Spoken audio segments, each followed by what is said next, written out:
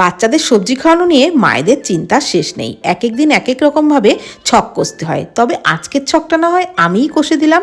একটা বোলের মধ্যে হাফ কাপ সুজি, হাফ কাপ টক দই, অল্প জল, পরিমাণ মতো লবণ দিয়ে ভালোভাবে মিশিয়ে 10 মিনিটের জন্য ঢাকা দিয়ে রেস্টে রাখতে হবে।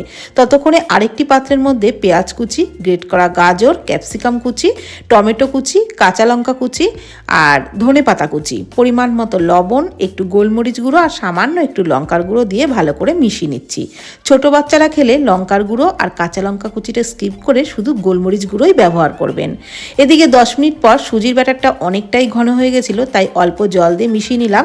দিয়ে দিলাম সামান্য একটু বেকিং সোডা, ভালো করে ফেটিয়ে নিলাম। তারপর ফ্রাইং প্যানে সামান্য তেল দিয়ে 1.5 হাতা মতো ব্যাটার চাড়িয়ে দিলাম।